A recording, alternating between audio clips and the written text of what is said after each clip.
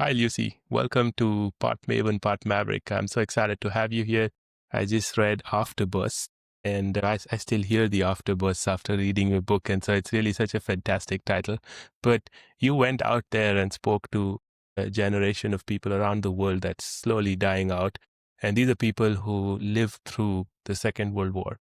So thank you for doing this in the first place. Like I told you, if I knew you were doing it and I could afford it, I would tag along because this is such an interesting thing that you've done. So yeah, if someone's not heard about you or the book, why should they listen to us? Well, I do feel that World War II it affected everybody. It affected everybody in the world, and therefore it basically affects everybody who is still here now. So not only the ripples and the afterbursts and the effect of on our politics today, but also every family will have somebody who was involved at some point back through the generations. And I think that's probably why the appeal is so broad as well, because nobody was immune, nobody was left out, and some people might have had a good experience. Some people benefited from it, but many people were traumatized, and families were sort of truncated by the experience. And not all families have talked about it subsequently, but the trauma, I think, still exists. And some families, in the process, I met a chap who had found the diaries of his father, who had been in hiding during the war. He was Jewish in Amsterdam. And he said, and suddenly this whole sort of inherited trauma that he had no understanding of where it had come from, suddenly that all became clear. And I think these ripples affect all of us somehow, whether it's through daily politics and geopolitics, or whether it's through our own family experience. Yeah, no, definitely. And it's I think what comes across in your book is also the sort of the depth of the oral tradition, because you went and spoke to these people.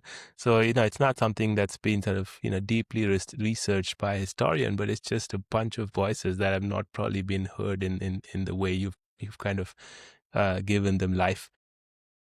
There's something else I always like to ask, which is, I think it took you 8 years to research this book and to write it. And any endeavor that long has to kind of have some sort of deep reason or trigger. So, you have either some sort of disagreement with the status quo, you feel something is missing or something is not being told fully, properly, whatever. So, or some kind of there's something missing, you feel like you need to bring something into the world, manifest something. So what was that? Like, what kept you going for 8 years? Well, firstly, I didn't think it was going to be 8 years when I started. I think so. I started with a much more commercial project in mind. I thought so. I lived in Hong Kong at the time that I began this, and I had been studying. So I studied Chinese at university, and I had been doing a refresher course. I'd left the city. I went to Beijing. I brushed up on my Mandarin, and I went down to the southwestern part of China in one of the summer holidays. And my hosts were reading a book about Pine Mountain, one of the big engagements in the southwestern China. On the Burma border there, where they were carrying supplies over after Japan had occupied the entire coast. And he took me to one of the museums there, and I saw this photo of an American GI and a Chinese man lighting their cigarettes together. And I really thought, wow, we've come a very long way from that degree of cooperation, if you like. And it was at the time when relations were getting a little bit more testy, and particularly between China and Japan, the so-called history wars. Japan had just sold a bunch of islands to a private buyer, and so, and they would call them the Senkaku, and the Chinese called them the Diaoyu. So there was this territorial dispute that was going on, and there were riots and so on. And so what I wanted to do was talk to people who had lived through the war, because I felt their experience was being used to stir up modern day antagonism. And my basic tenet was, how do you feel about that? There was going to be a bit more, economics, politics, the history, how do we get to where we are, Japan is a client state of the US, China was an ally, how have we come to this point, now the US and China, et cetera, et cetera. And it ended up being much more fundamentally, where do you stand on this? You went through this the first time. Are you happy to see us all at loggerheads again? How do you feel about it? And I just found, I guess what kept me going through 8 years was that I loved the people. I really, I heard their voices. I went to visit them, as you said. I went to visit them all in person. Some of them sat with me for hours. Sometimes it was just us. Sometimes there were other people involved. Mostly it was just me and the interviewee. And then I lived with the tapes for 2 years while I was transcribing them. So I spent the time with them.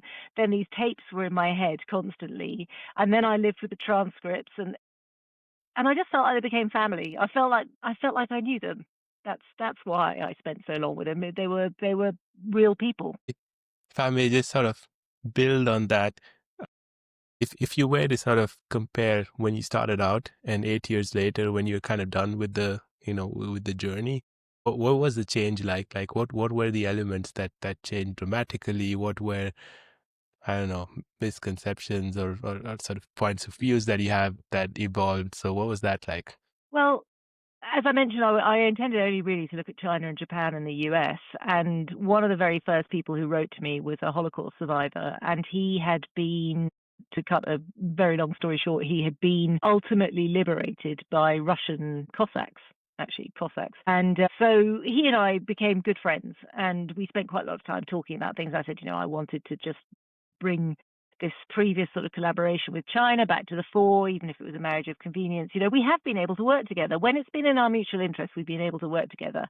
And so that was something else I wanted to bring out. But he said to me, well, I don't think you should overlook the Russians in that case, because, we are overlooking their contribution to the war. And he felt obviously deep affection for the Russians because of having been liberated by them. And so he kind of pushed me to go to Russia, which had never been on my slate at all. And I did go. I went before COVID broke out and obviously before the war. And so it sort of ended up being this sprawling mission, creepy kind of, and I think this is why you struggle a bit with the structure, because it does become very much a lot of different voices to give you an idea in the end of the universality of the experience. The no one was untouched by this. Every nation, and I wanted specifically the Allied and Axis side by side, because I wanted not for us to go, we were the only ones that suffered, right? They suffered too. And I think that comes across in individual stories, whether it's refugees in Europe who, kind of on both sides sort of realizing the other guys got bombed too, and they're humans too. I think that story of humanity really comes across around the world. It's very interesting because I think the Chinese celebrated sort of the victory of the World War recently. I had, after having Patrick McGee, I think your colleague, to speak about Apple in China, I had Professor Doug Guthrie, who is the China whisperer in Patrick's book, and who is, someone who sort of knows a lot about China and has written 2 books about it, writing the third. And so we spoke just after that, and he was like, oh, look who was there and look who we're celebrating. And so you see these photos of, American GIs with Chinese. I think they sent fighter pilots there who sort of decommissioned in the US and then went and fought. And so you have these crazy stories of how the Americans, the Russians, the Chinese, the British fought all together around that time. And yet at the Victory Day parade, it was the Chinese, the Russians, the Indians, and some other, ex-Soviet states. And so, some of these images really trigger thoughts around, what happened in the past and what's happening now, and, what are the fault lines? Yeah, I think, we're very selective in the way we tell history. And I think that was one of the things that I wanted to debunk as well is, we twist the narrative to suit whatever we want, whatever story we want to get across at any given time. So it's interesting, as you say, about, you look at the people who are there in any given commemoration, and it's a sort of pick and mix of, well, these guys are our friends right now and these guys are not, and for the individuals themselves. So one of the other reasons I ended up in Russia was that one of the Arctic convoy Canadian British sailors with whom I spoke, he had wanted to go to Russia because he wanted to get, Putin had said he was going to get a medal. I think he was going to give medals to all the Arctic convoy, and Rolf said, I want to go and get my medal from Putin directly, and I want to have a few words, and I want to go and speak to students there, because it was almost like the starfish parable, right? He said, if I just managed to reach one student in a conversation, that could change the course of the future, right? I say, here we are. We were allies once. We were friends. What on earth is going on? Think a bit more critically about what you're being told. We stood side by side. And of course, some of the people I spoke to said, they'd get to Russia on the Arctic convoys and the Russians were not terribly friendly.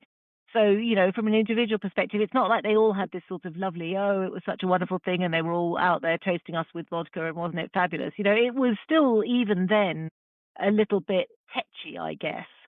But there are individuals who went through that conflict before, and they go, just let's try not to do it again, right? I have a deep affection for the work that I did for these people. I did a lot of work, and I don't want that thrown away. So when you get these old veterans and so on, I think, Rolf was accused at the time of being slightly naive, so he didn't go. And I think there is a sort of naivety to going, but equally you've got to understand where they're coming from, which is, this is my experience and this means something to me, and I'm living my experience. I'm not trying to get involved in politics. I'm trying to get involved. I'm trying to remind you where we came from. I don't want to sort of be a tool of modern politics. It's very hard for them to avoid. Yeah, I think you write about this in the book where it's on Okinawa, I think, about fireflies at night and how people, would sort of get into their mosquito net and the fireflies would settle. There's a beautiful animated Japanese movie also on fireflies around the Second World War. And I wept after watching that. I still remember, I think I watched it twice and I wept twice. It was just so deeply moving. And I think if I were to think of another name for your book, and Afterbursts is an amazing book, but I think the other thing is this idea of, all these voices are like small fireflies in the dark, and each of them matter, right? Because it's all of them together that light up the sky, but each of them matter, or stars. I think that's something that really comes across so beautifully. I'm so glad that you didn't try to weave a narrative on it, or try to build some kind of thesis. They saw it that way and the other guys saw it the other way. I would have destroyed this sort of organic beauty. But yeah, you sort of were in 2008. You were a managing director at Bear Stearns. I'm guessing you followed humankind's greatest calling into banking early on, but it'd be great if you could share your story, and not just professionally, the kind of roles you were in, but really what made you who you are. For me, it was, for example, dinner side conversations, discussions. For you, it might have been something else. You've lived around the world, so yeah, just take us into that journey. Wow. Well, so my family, my father's side, my mother's side are quite different. My mother's side was theatrical, so she comes from a line which included quite a lot of performers, let's say. Kay Kendall, who died in her 30s, she was a pretty famous actress at the time, and that Kendall they were all larger than life, let's say. So that was my mum's side of the family, and they were, I guess, slightly Scots royalty in variety theatre. So movie stars, basically, or theatre stars. Well, the movie stars are slightly more distant, but we definitely had theatre in the family. My grandfather was the director of ENSA in South Africa, of all places, and he did a radio show with Patrick Moore on the Sky at Night in Africa, and so he was quite a character and quite a performer. My grandmother, I think they met and they were married within about 6 weeks or something. It might even have been less than that. She was, I think, 16. I mean, I should know all of this by heart, but anyway, she was young, and they met each other quite quickly and got married quite quickly. Much theatrics, pretty much all my mum's life, I think. And so that was that side, which is colourful. And then on my dad's side, they were much more scientific, analytical. My dad's father was a vet. He was actually in the Belgian Congo, so he was the chief vet for the king in the king's territory, right, of the Belgian Congo. And he worked on tsetse fly, and he, among other things, he looked after the cattle for the royal family. So he was very integrated into the local community, and from what I can gather, was actually well loved. For instance, among the things that we have, I want to say objet is such a poncy word, but anyway, among the objet that we have, we've got a milk jug that was given to my grandfather by the Queen for saving the favorite cow or whatever. So there's all this stuff that he picked up over the years, and it was really pioneering. My great aunt met her husband when he was mapping the borders in Africa.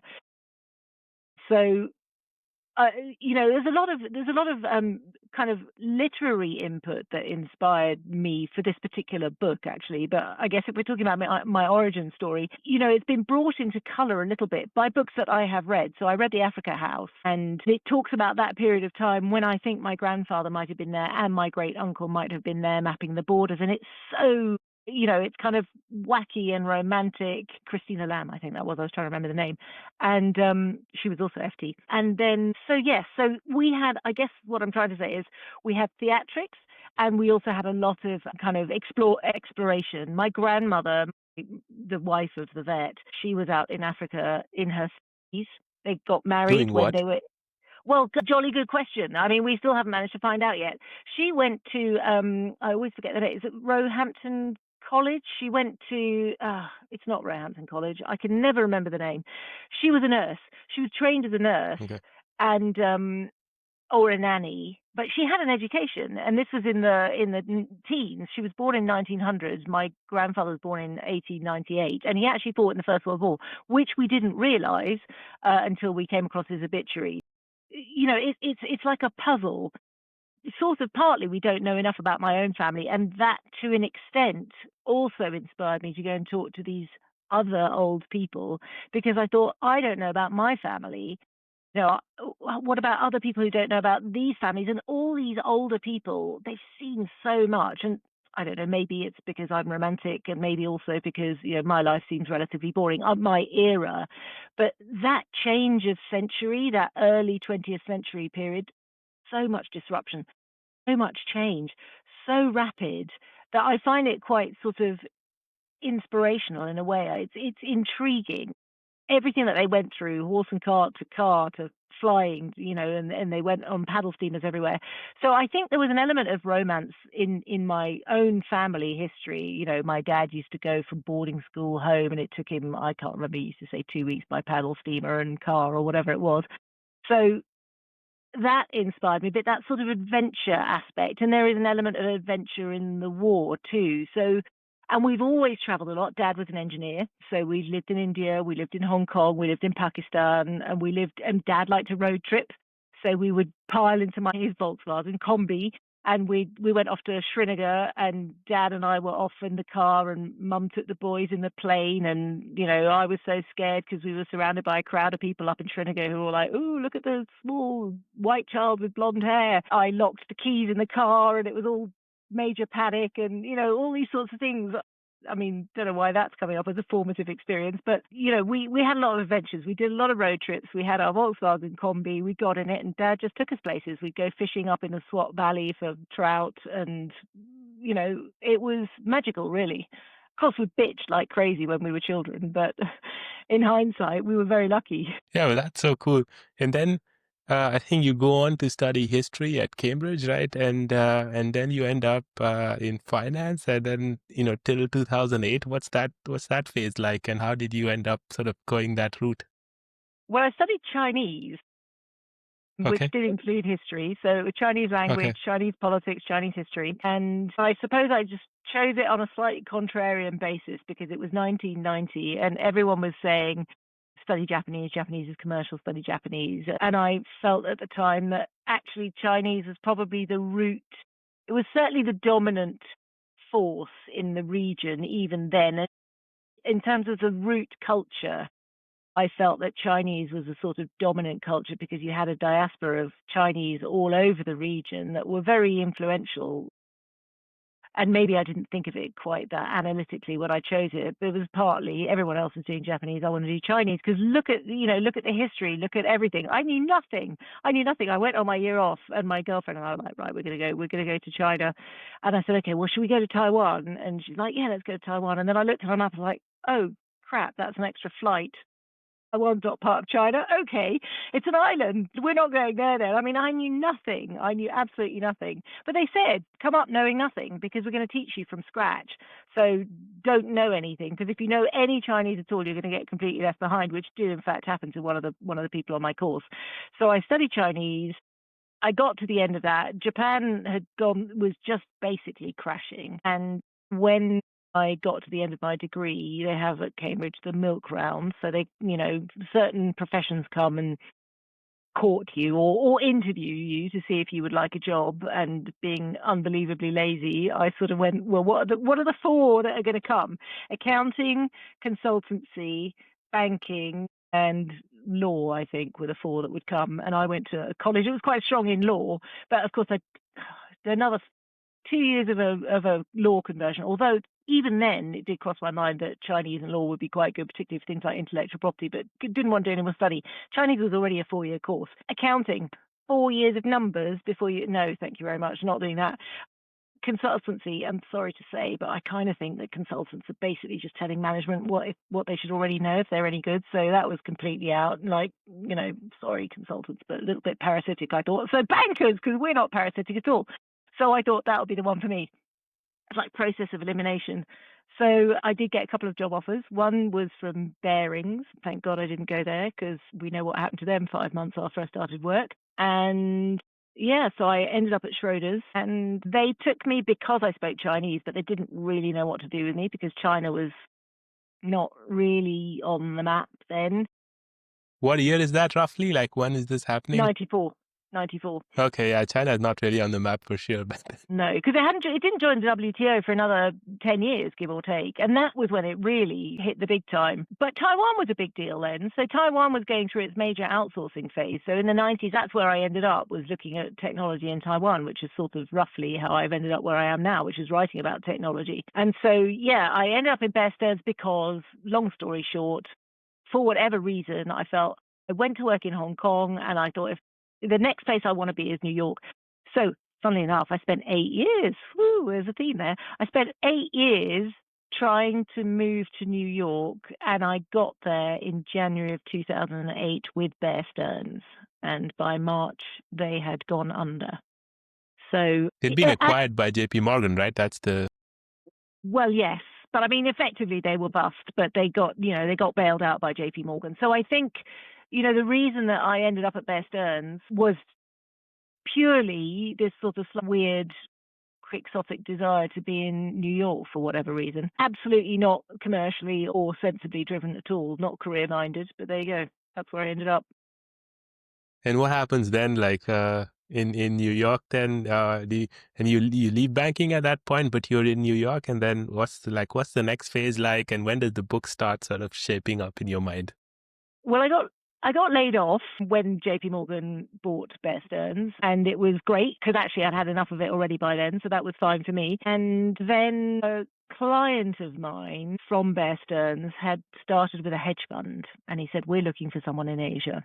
So I did that interview, got that job, made a complete pig's ear of it. It was terrible. It was trading, totally not my bag. So that one didn't work out. Then I ended up in a job with my old Chinese tutor from university, who had been doing a PhD in English, but quit that and went into banking and was incredibly successful as a fund manager in Asia. So I worked with him for a while, and then Xilai happened. Bo Xilai was the guy who was up.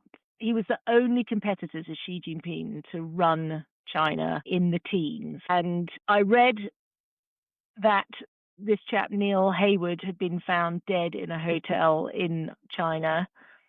And I remember at the time that I read that thinking, wow, he's sort of my era. He's pretty much a contemporary. And I knew a few people who'd been sort of bag carriers for Chinese billionaires, if you like. And I thought there's something really weird and a bit dodgy about that. And it went silent for months. And then suddenly it blew up with this whole, oh, it's Bo Xilai, it's his wife, it's this, that, and the other. And I thought, wow, this is the stuff that I studied at university. And this is so much more interesting than banking. And I was like, right, I'm done.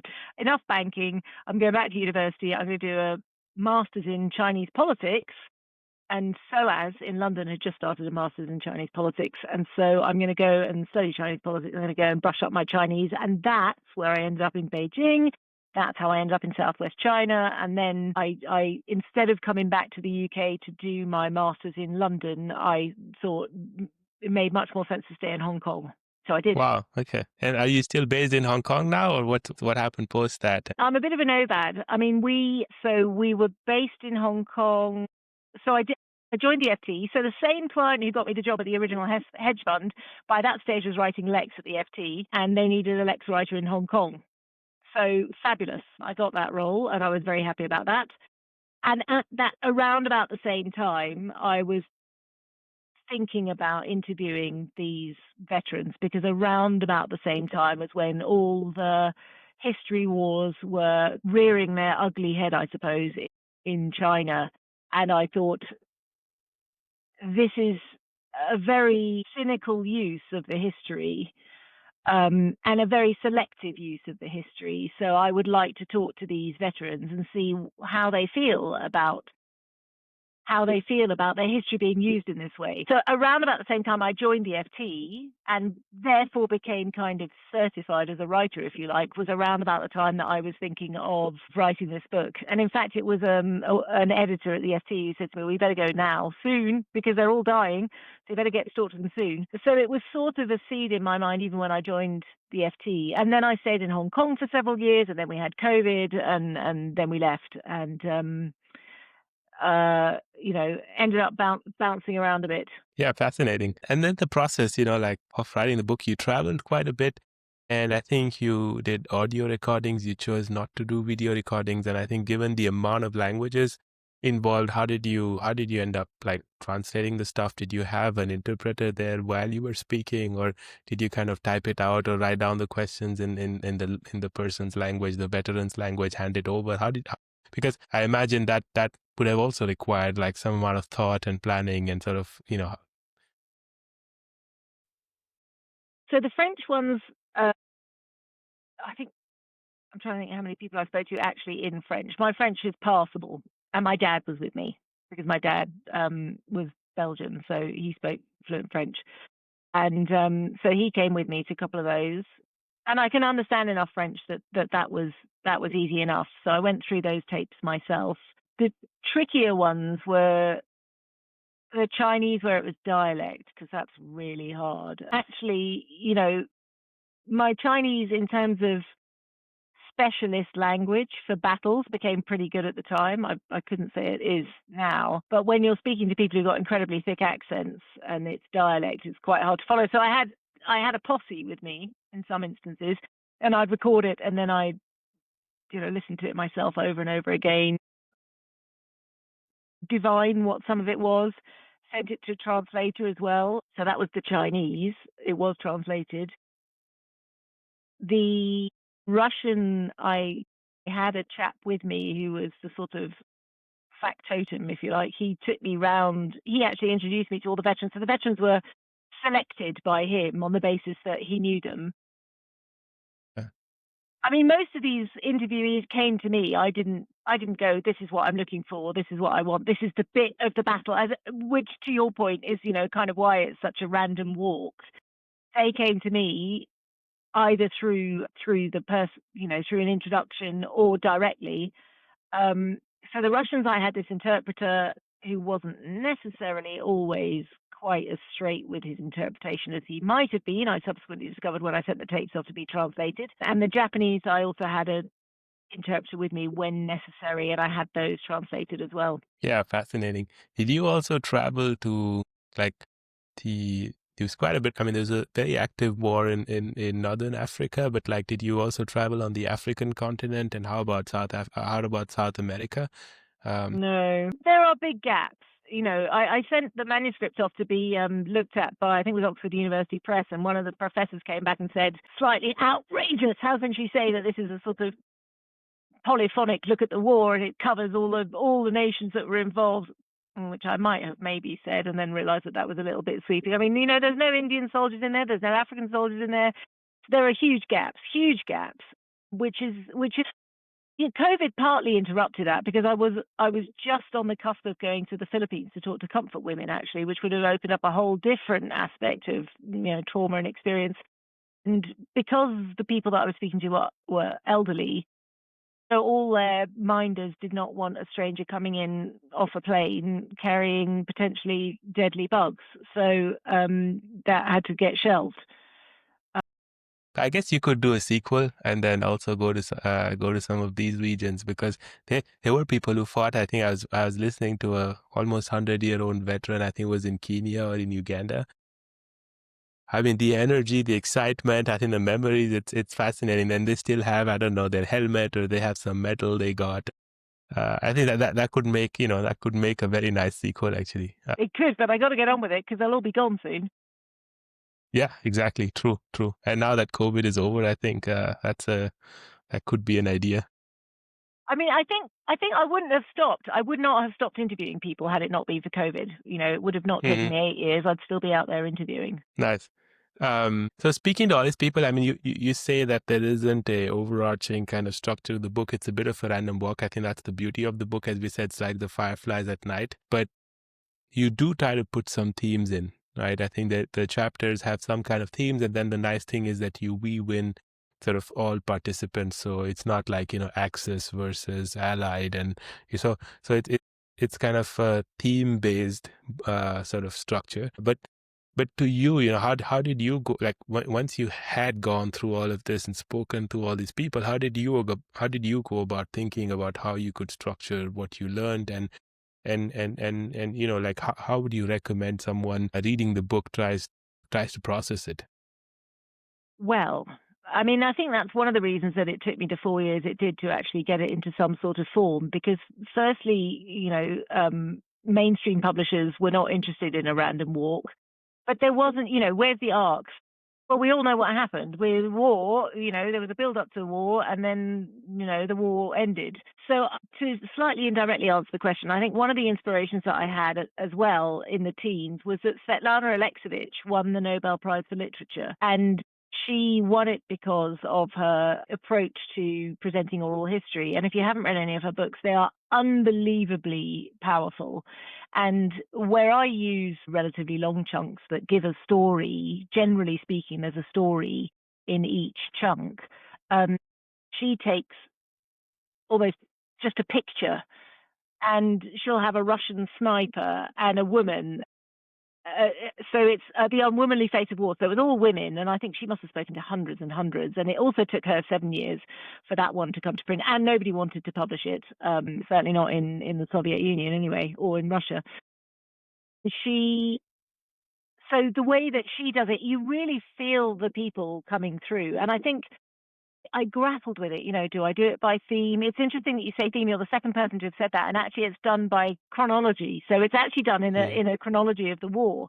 But I had looked at doing it by theme. The problem was that I would have had to crowbar so much of the experience and, been much more picky and selective about individuals' experiences in order to pick the bit that fit that theme. And I didn't really want to do that. So I found in a lot of the stories, there was a lot of compassion. There was a lot of, bewilderment. They were all so young. And the Russians were like teenagers. Some of them weren't even 16, and some of the Americans lied to sign up, and so did the Brits, everybody wanted to get involved.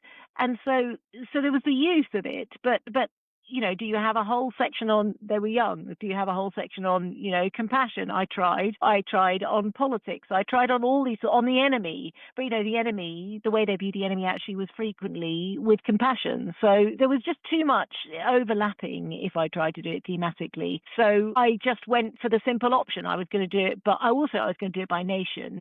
But I went for what seemed, anyway, the most simple option, which was to do it by chronology. And there is an element also of, by service function, if you like, so supplies. There's an element of, experience, so that it being in prison. But broadly speaking, it is just a tapestry of different experiences, and as much as possible, not separated out by, I didn't want to point at them and say, that was them, this was us, that was them, this was us. They're all people, and they all... all their experiences were very human, and on that level, they're all the same. Yeah, I think that really comes through, and I think that there's two things I wanted to ask you, especially if we look at the Axis side, right? Because the humanity shines through, and I think that it's interesting to hear it from the people who lived through it in their teenage years, and as early adults. But what I also try to do is then, sort of take a step back and try to understand how these phenomena happen.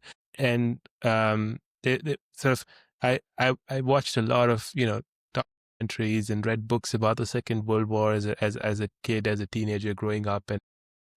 And it was very much initially this sort of thesis that, okay, it's a few bad apples and then they have a nice way to grab power in Germany, in Germany. Then that's how the Nazis played it. And a lot of people were coerced then into, but I recently discovered the work of Johann Chapoutot, who is a French historian, sociologist. And I found his thesis very interesting, where he said, it's this few bad apples thing just cannot scale at a national level, because and you see this in some of the movies, right, where at the end of the war, the Allies come in and they say they're trying to figure out who the Nazis are, and everyone is like, oh no, I have nothing to do with this, I was anti-regime. And then they said, yeah, but if everyone was anti-regime, then where are the Nazis? Like, where did they go? So there's I mean, of course there are people who try to fight back in their own small way, and that's true, but clearly there was a zeitgeist that was whipped up, right? And I think you try to also look up, you try to sort of get the veterans to speak about it, this indoctrination network. But what Chapoutot argues, and I found that super fascinating, especially having watched Neil Ferguson's book on Empire, read his book and watched his early, when he was not really that well known, documentary on Empire. So, the first concentration camps were during the Boer War, right? The British set up the first they kind of pioneered the idea of concentration camp, where they locked up all these, white, Dutch origin farmers and starved them to death. You had segregation in the US. So, and this is very, very fascinating. That's when the American army lands in England to fight to free England.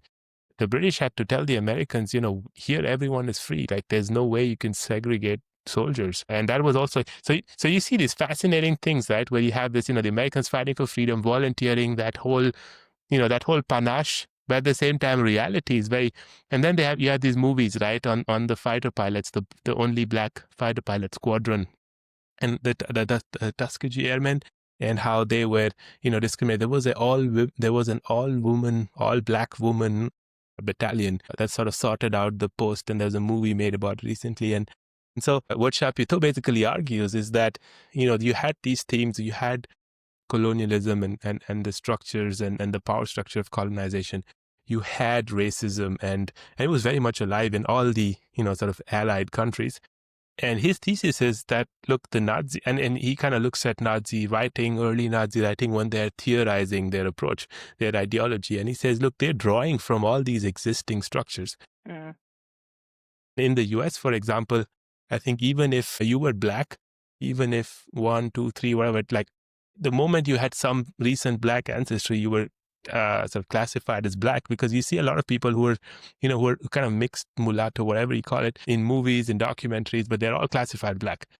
And Chapoutot this, and they said, well, they, for example, said, if the over a couple, sort of breed that out, right? And so they said, they also called their structure, I think they called it, which is a French term, right, during what they call their colonies. So what he's saying is, look, they're drawing their ideology is built on weaving together a whole bunch of existing strands, and they take sort of industrial capitalism, like the rebuilding of the war machine. So they're clearly taking a whole bunch of existing strands, they're weaving them together, and interestingly, each individual strand is not that extreme, so they're less racist than the American definition, the existing American definition of you're black, even if you're 1%, they're less extreme in their colonization structure. They use some of the structures, the ideas, but so on each of these strands, right, their whole capitalistic structure has a certain social element, and we want to make sure that people have jobs, that they can live life. At the same time, they're kind of taking capitalism and turning it into a war machine. And so I found that very fascinating, because I said, look, this is not the simplistic, few bad apples, and then they come to power, they have a nice playbook, and they take over a country. This makes so much more sense, because all these ideas were acceptable, right, in some form. And it's just that they wove it into a really crazy toxic mix, which kind of exploded. So what are your thoughts? And like, having spoken to all these veterans, how do you kind of react to that, and how do you respond to this sort of concept? Well, I think it's brilliant. I mean, it shines a light on all our hypocrisy, doesn't it? It's not really something I get into much in the book, and to my chagrin, I haven't got any African soldiers. I don't have any Indian soldiers, as I mentioned, and I don't have any Black Americans, because there was one account of a race-related riot that happened in one of the camps not one of the camps, but one of the training camps that one of my American soldiers was in. But he didn't go into a huge amount of detail. And it is an irony, which I think is putting it kindly, that is overlooked, that a lot of these African soldiers who were sent off into war, or African American soldiers who were sent off into war, were fighting for freedoms that they didn't have at home. And that is mentioned. It does come up every now and again. But I mean, there's a lot of whitewashing of history. And Britain obviously is guilty empire. We could go into a whole load of colonial guilt and empire guilt and so on. America is definitely guilty. In my opinion, it has a sort of virgin birth from when America was created America. And it's not a virgin birth. There was a country here before, and there were people here before. So, we all pick and choose our history. And I think that was, I've only really unpicked a very small part of it, and I haven't really done it explicitly. But my aim was very much to say we demonize selectively, and we lionize selectively as well. Another really fantastic book on this topic, which was another sort of slight inspiration for me, is The Fear and the Freedom. And again, the writer's name completely has escaped my brain momentarily, but he takes, I think, 15 or 17 different themes from the war, and what is the ultimate victim, and it's Jews and the Holocaust, and one is the ultimate hero, and it's the Americans, and the ultimate savior, and then one is the ultimate evil, and it's the Nazis. And it isn't, and his whole point is, it isn't that black and white. Lily, who appears only very briefly in the book because she wrote her own autobiography of her experience, but she was born in Shanghai. Lillian Willems, yes, right? That was Russian Jewish parents in Shanghai. That shows you how globalized the world was in so many ways. I know. I mean, that's a whole fascinating history in itself, and she's given many talks on that topic. But she said, humans, I'm paraphrasing slightly, but it was, humans are not good. We need our laws to keep us honest. And I think, that's effectively what you're saying. And Ben Ferencz, who did the Nuremberg trial, said, war makes animals out of good people. All wars, all people. And we could all do it, Good God, look at that. You give us a small person a little bit of power and they go bonkers. I think we're all capable of it. We are all capable of it. So to say, I mean, it is convenient to say there's bad apples. I think bad apples maybe legitimize it, right? And you look at some of the politics that's going on in the world at the moment, nasty views are legitimized. And everybody is prepared to have a nasty view if it's okay to say it. So it's not just 5% of people who are absolutely horrible. There's probably 5% in every person that could be unleashed given half a chance. Yeah, I think so. Some of the German veterans point out, right, saying that, look, there are 5 to 10% of people who are thugs or violent, etc. And then I think what comes across is the Nazis and their ideology. Like, I think I kind of agree with what Chaputo says, where it's woven through the existing views in the world. Around the world. But what they did very well is take those 5 or 10% of thugs and use that to build a power structure. And they did that extremely effectively. So that comes across. And then, and once you have that structure, then people just for survival and fear end up doing a whole bunch of things that, in other circumstances, they would have been horrified to even think about. And I mean, for me, what was interesting was you speak about a British veteran who was in the Burmese side of the conflict and was driving a van. At some point, he's driving a Jeep, in Singapore, and there, and then there are crowds on the road, and his officer says, just drive over them. We don't give a damn. Like, just drive the damn thing. We don't care. And he was shocked. And then the other story, I think, was the same guy, and he was in the forests in Burma fighting the Japanese, and I think they had a Chinese old man who was found near the military camp with clippers. And so they take him to the officer and they say, oh, what should we do with this guy? And he says, just shoot him. And he was horrified again because he said, on what basis are we killing this person? And then he said the cooks, so the guys who actually never really fought, were the most eager to go and shoot this chap. So they line this old man against a tree, and then the guys from the kitchen come and shoot him. And it shows you the mindlessness, right, from sometimes where you just have, it's somehow you're in this context that warps reality, that kind of brings out the worst in you. And that beautifully comes across, right? And what you have in a lot of, like, the demonization of just the Nazis and the Japanese at the end of the Second World War, that whole ideological thing, I think, is collapsing. And you realize that, you have to adopt that mindset. And I think, interestingly, it was Ferguson's documentary also, I think later on, where he speaks about how the Japanese were demonized in America. So you said, oh, they are evil and the Jap is evil and they, we have to kill them, because you can't just shoot someone, right, unless you demonize them to some extent. And so everyone was in this indoctrination, demonization phase where the enemy had to be bad. And I think in the First World War, they realized this, right? Because at some point, the troops would come out of the trenches, have meals together. And I heard a crazy story from my soul, from I think it was physics and engineering teacher who had heard it from one of the First World War soldiers, so Indian soldiers fighting in the trenches, and they got along with the Germans because they exchanged this kind of sweet dish, which is basically flour with sugar coated on top, and the Indians would eat that. They call it Shakarpara. And then I was here in Baden-Württemberg in Germany, in Rothenburg, and I saw a similar sweet, and so I realized why they would have bonded. And so you had these young German kids feeling homesick, missing sweet food. And then you had these Indians who had absolutely nothing to do there, fighting a war in Europe. And they come out and they exchange these sweets. They have a good time. And then very quickly, I think the armies realize unless we demonize, these boys won't kill each other. I mean, they're 17, 16, 18, 20, 21. And the first thing that comes to your mind is not to bayonet someone.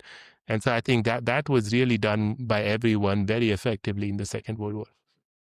Yeah, I mean, so there's a section at the beginning of the book on propaganda about how the mindset was and how they managed, and they did it in Vietnam as well, right? There were some absolutely horrendous things that were done, and so the Japanese did awful things too, but actually the Japanese did awful things to each other. So doing it to somebody who wasn't a Japanese person is like, well, that's so much easier.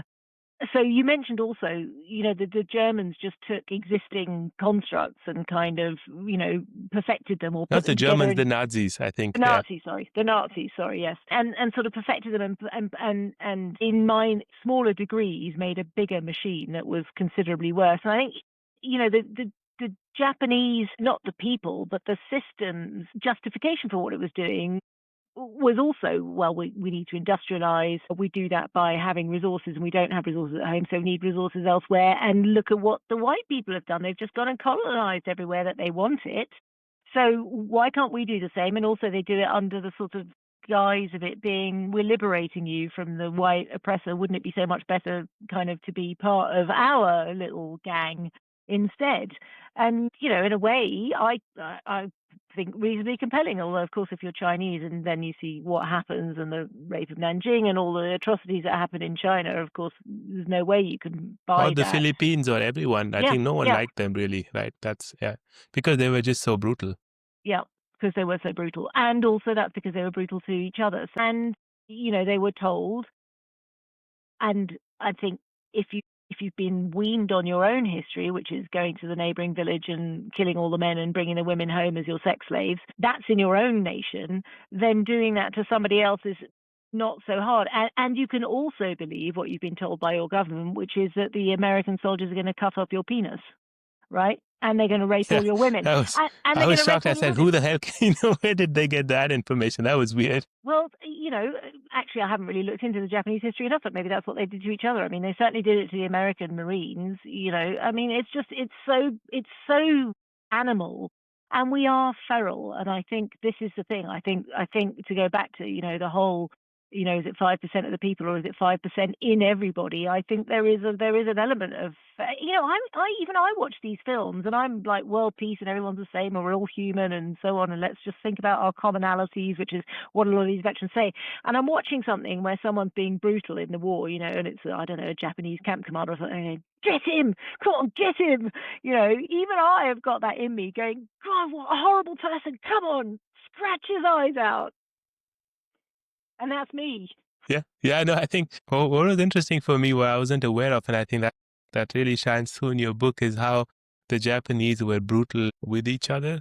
and also sort of this internal colonization of sorts, with Okinawa and how they were with the Okinawan people and the Kyushu, kingdom, which is Kyushu kingdom, and that was fascinating. I wasn't aware of that, and I think the indoctrination starts very early, and then they're forced to kind of, it starts very early, and then they're forced and sent out. And you have a similar parallel with the Nazis, where very quickly they take, these sort of middle class kids and send them to their own schools and indoctrinate them, and a lot of the Allied soldiers in Europe saying, we had clear orders that if the Wehrmacht surrenders, you accept the surrender, but if it's Waffen-SS, you shoot them in the head, because these guys they're just mad and would be fanatics. the equivalent of a suicide bomber today, right? Like, you don't want to take any risks. And I think the feeling I get is, though, that the entire Japanese army is into suicide mode, into this kind of Waffen-SS kind of mode, where most of them have been indoctrinated to, fight to the end and then blow yourself up. There is no notion of surrender. There's no notion of taking a step back. It's just absolute war till the end. And my read is also that's the reason why the Americans decided to drop the atom bombs, because they could have kind of fought it conventionally, but it would have been a huge toll, I think, and you had to kind of really shock that mindset out. But I don't know, what's your take, speaking to the veterans, like, what's your feel on this? I mean, it's a messy one to unpick that. I gave a talk at the Royal Hospital Chelsea in London to a load of veterans, and I said something about the bombs, and they said yes, but so many lives have been lost as soldiers, and it's easy for me. I haven't fought, right? So, and it's easy, it's armchair commentary after the fact, etc. There are analyses, I guess, of the bomb that suggests that the whole "a million lives would be lost" thing was a post facto justification for dropping 2 bombs. And 1 bomb, they didn't surrender quickly enough. They gave them 3 days. Is that really enough in a 5-year war? Really, 3 days? Or is it? I mean, if you want to be really cynical, that we've got 2 different types of bombs, so we need to work out Let's which try one works both. best.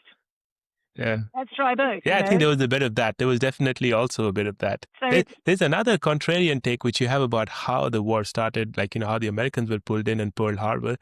And there's this famous Yamamoto quote where, because he'd been to the US, and then he said, we're making a big mistake, or we're making a sleeping giant and all of that stuff. And a lot of the Japanese elite had actually been to the US, had studied there. So you kind of had a bit of that link, but your contrarian take is also based on, I think, your conversation with veterans, is that Pearl Harbor was almost like allowed to happen, partly because they knew the fleet had left, the Japanese fleet was out, and of course they were doing fancy communication to make sure, encrypting messages and sending false messages, doing all that.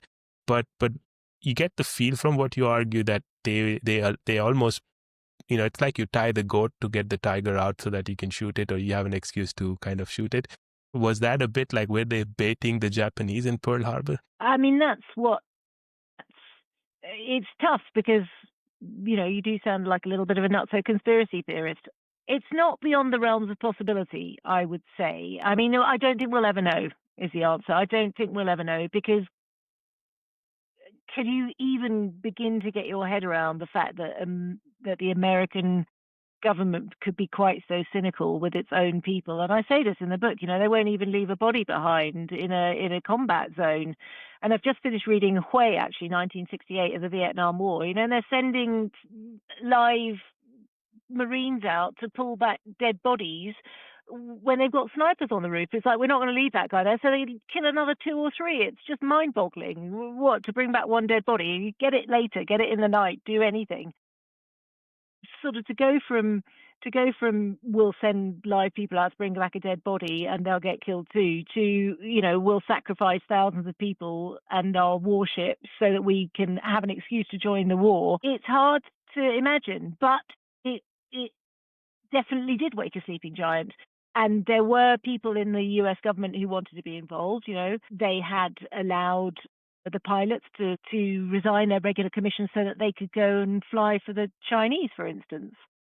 So, the country was divided in being involved, and that certainly got rid of that division. I suppose that's all I would say on that score, really. Is it totally totally swung public opinion, and then everybody was behind getting involved in the war, whether it was cynical and deliberate or not, hard to fathom, but it was very effective. Yeah, and I think the other interesting thing that also comes across, and that's speaking with British veterans, is like the British would always bomb at night, right? And so it was like you would come home and you had your own propaganda story, right? Where you'd like, oh, we went and sent our bombers and we bombed the hell out of the, out of Germany, etc. Which was not, I mean, they don't know. They just went and dropped bombs. They probably dropped it in the countryside, dropped it on schools, who knows. But I think the big shift was when the Americans came, they would essentially only fly out bomber squadrons during the day because they said, we want to make sure we hit the target. Otherwise, we don't even know, they were just throwing bombs and it's like, we hope something sticks, but that's not going to help us win the war. And also you see the tide turning, but they have brutal amount of casualties at the start because of this, because it's really gutsy then to just fly out during the day where, you can spot the plane and shoot it, etc. And this was so it was Amos Tversky, who was Daniel Kahneman's, who got the Nobel Prize for economics, his co-author, co-researcher who died before he got the prize. Otherwise, he would have got it too for the joint work. I think Amos Tversky shared it with someone, and then Andrew Lowe, a professor of finance at MIT, has this in one of his papers where he's speaking about human rationality and sort of this understanding of how people act in certain situations. And there's this idea of probability matching. So what happened was, and this is a story, like I said, there's no way to check because it comes from Amos Tversky. I'm guessing he wouldn't have cooked it up, but it's been passed down in different ways.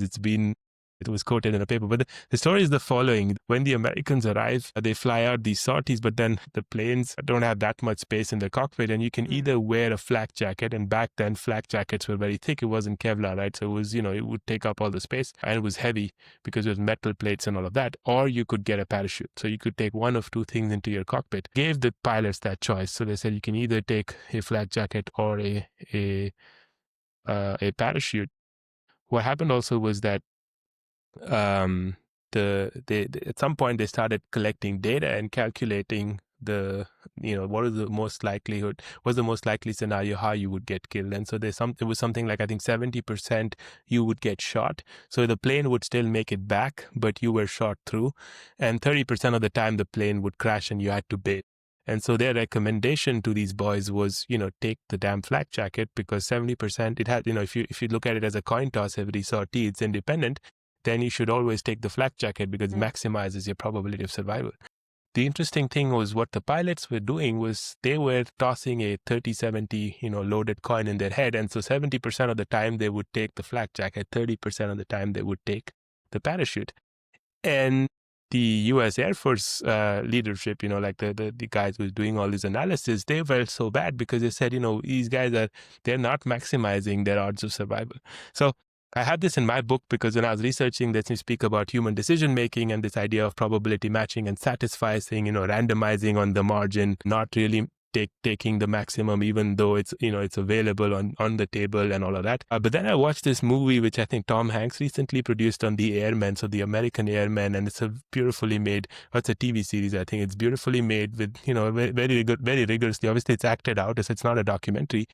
But it kind of captures the spirit of that time. And what you see is when the Americans come the first time, the casualties are crazy. That's like a squadron flies out, one plane makes it back. And then over time, I guess, the success rates change. That is, they have better equipment. I think the scope or the way they can point stuff and bomb correctly, all of that technology improves. And so within 2 or 3 years, most planes are making it back. And so after seeing that, I said, okay, if a pilot had survived for 3 years and the first time, most planes were crashing, but 3 years later, most planes are not crashing, they have kind of also that experience. So they know that the 70-30 stat is just what's happening now, but it could have been different earlier. And so I think what is such a evolutionarily chaotic process. Like, it's very difficult to sort of have a solid, reliable data and to make decisions that I kind of respect now the other perspective where I say, okay, I can imagine a lot of pilots who saw the early phases say that, look, this is transitionary, right? I don't take these odds as being static or given. And so I will randomize to some extent too. Yeah, it makes sense. I mean, I can see you doing that. I've made it through three missions with a flak jacket. Maybe next time I need a parachute. Exactly. But what was also interesting with the Japanese side was the indoctrination around their technology, because I think one of the veterans says, look, our planes were shit, all of our stuff wasn't that good. And the worst part was, this sort of legend around valor on the battlefield, and that logistics, is like, that's secondary, whatever, which is which I read explicitly in that form for the first time, and it was quite interesting. So, what are your learnings and thoughts on that? Like in terms of the efficiency of the Japanese war machine, to what was just to what extent were they ideological? What were their blind spots? What were they sort of missing out on? Well, I think they were certainly the soldiers were heavily indoctrinated. And the chap with the fireflies that you mentioned before, I thought it was quite telling actually when he said it was so awful in training that I couldn't wait to get to the battlefield. So they are indoctrinated in one way. In terms of the kit, there is a sort of slightly religious belief, I suppose, in this. If we just go in screaming with our swords flailing, we'll be fine. And they weren't fully technologically prepared, but it wasn't so much that. I think it was that they ran out of kit. And so, they ran out of resources, and they ran out of a bit like the Germans, really. They ran out of everything, and then they didn't, and then they just couldn't succeed any longer. It was a deliberate ploy not to give them more than, I think it was 5 days rations, so that then they would have to be either reliant on the local community or be killing the local community to get food. So some of it I think was cynical, and some of it I think was just really poor planning, and some of it was maybe sort of, ideologues kind of having this mentality of this is how we've always done it. I mean, I don't, at the top, you never really know how much of it is cynicism and how much, even when you look at the statistics, if you look at them sending kids onto the beaches in Normandy, they knew that a lot of them were going to die. But at the top, you can't be thinking about the individuals that are going to be dying. It's a little bit like the Japanese. They're not going to be thinking about the individuals that are going to be dying. They're going to be thinking, if we've got enough people, we can just send them all out with the swords and see what happens. Hopefully, it'll be sheer weight of numbers. And if we've got enough people, we'll send them onto the Normandy beaches. Hundreds of them will die in the first wave, but we'll get 150,000 on afterwards. And I guess you can't think about the individuals. You just have to think about the mindset that is going to get everyone through that. And it is that I'm going to be the one that survives.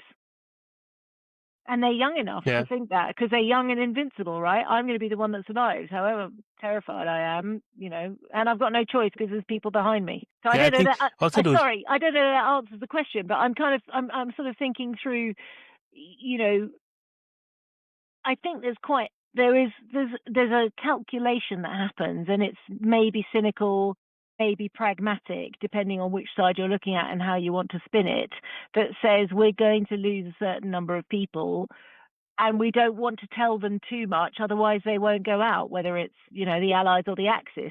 And to your point also, we have to demonize the enemy, otherwise they won't be killing them. So we can't give them too much information. And, if the whole planning thing, as it was with the Japanese, is poor, you're so far down the route already, you're committed. Doesn't matter that you haven't got the kit. Doesn't matter that your kit isn't good enough. You've chosen this path, and you are fanatical. To go back to the point that you made earlier, I mean, I remember when I was talking to some of the veterans, and I can't remember if it coincided with any particular kind of ISIS type behavior, but the same parallel occurred to me. It was like, these are people in suicide vests who are going to go in under all sorts of circumstances because that's how they've been indoctrinated and trained. So I think there is that slightly, if I go like this, I'm going to keep the bullets away, right? Oh, because I've got magic hands. I've got magic hands, and that's what you're taught. So that's what you go in with. Yeah, no, it's very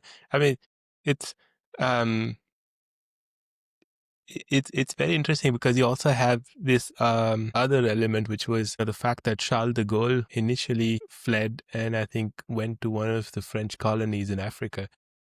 That's where he, and then later on went to London, and a lot of the troops that sort of liberated Paris were actually, black troops from the French colonies, because obviously the French had capitulated with Pétain. And interestingly, I grew up in Pondicherry, which is, in the Indian subcontinent. And Pondicherry obviously was surrounded by British India, and so they were the first ones to kind of swear their allegiance to Charles de Gaulle and the Free French. Because I mean, it's not like they had a choice, but I think also, it's symbolically, it's nice that they very quickly said, we were not with the Pétain regime. And of course, it was very important for, I think, even for someone like de Gaulle and the people around him to make sure that that impression didn't come through, that it was, black people who liberated Paris.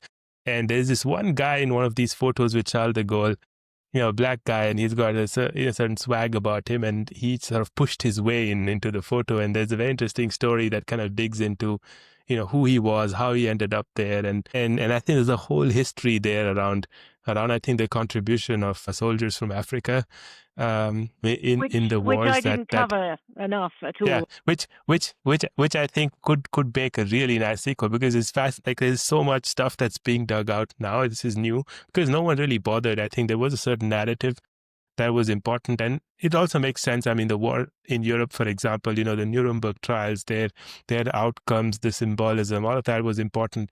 And it's already interesting with the Tokyo trials, right, where you have already now a judge. So you have, from Europe, from the British Empire, from the Americans, and etc. You have, and French, I think, and Dutch. But you have one Chinese, one Russian, and one Indian judge also on the committee. And I think they wanted to also charge the Japanese military elite for a war of aggression. And that's where I think there was a dissent. The argument wasn't it what all the other European powers were doing? They were doing wars of aggression. So how are we different? I mean, yes, we did ours was also a war of aggression, but we're following their template. And the interesting thing is with the Chinese argument now, right? The way they go and build infrastructure in other countries, underwrite debt. And I was in Berlin a couple of years ago, and we're speaking about sort of the Cold War and how, like the Chinese are taking over owning infrastructure in Eastern and Southern Europe and all of that. And there was a South American gentleman who got up and said, yeah, for us, it's a hot war. There are certain places where this is already, it's not yet a hot war, but it's very critical. And we're seeing, a lot of critical minerals being controlled. And I said, yeah, when in South Asia, there's a hot war sometimes even. And the Chinese professor got up. There was a visiting professor from China, and he he got up and he said, I would like to very respectfully disagree, but, we're essentially following mercantilism, which we've learned from the East India Company. And, we're kind of following that template. And so it's very interesting how you have, it's no black and white. I think what comes across in the book is, I think, and which is so true, is that all of this is gray. There are different shades of gray. I mean, of course, the brutality, the obvious killing of people, all of that is black and white, right? No one's doubting that. But I think the rest of, the context, the outside of those clear black and white sort of events is just so gray. Well, there was a Holocaust survivor who wrote into one of the papers in the UK, and he said, I don't know if it was original or if it's a quote, but it's so brilliant. He said, no country has a monopoly on virtue. Yeah. And that's why I think your book really stands out, because we've all seen these nice movies, right, where you say, yeah, gouge that person's eye out. And it's nice. It's fun to watch on a Friday evening. And, I probably, after dinner, go and watch one of those movies. But I think your book is so important in terms of its contribution, is because when someone reads it, you just connect on such a fundamental level around common, our common planet and common humanity. And that really shows, a lot of, most of it is gray, right? And different shades and different interpretations, and depending on who's looking at it. But I think that's a very deep contribution of your books. Well, thank you. That's all I can ask, is that, we recognize our commonalities. Like, what's something deep and profound that changed you in some ways, and that you hope also some way kind of improves the life of the reader? I found that this is a sort of broad and maybe sort of slightly hokey, but I really found that you can't judge people by how you see them or how you go into a meeting. People, they all surprise me. And so I think, you really have to keep an open mind. You have to go in trying to find the common ground. And I meet all sorts of people, and I'm not the world's most patient, and I can be a little bit judgy. But what I learned from this was, don't have expectations about someone just because of the way they look, or because of what they, what the small amount of what they've experienced. One of the veterans said to me, "Do something nice for someone every day. And I think those two kind of connect, really. It's that whole thing of someone's snappy in the shop. You just don't know what they went through that day. You don't know what they're going through in their life. And every day can be a battle for some people. And I think that's the thing that I learned, is just have a bit of compassion for people, because you just don't know what their experience is. Yeah, on that note, I think there's no better way to end it. Thank you so much, Lucy. The book is Afterbursts. It's definitely, I think it's a very deep book in terms of storytelling, and like the voices of people who are dying out, and I think many died out since the book got published. So thank you for doing this, and Thank you. it was lovely having you. Thank you. It's been great talking to you.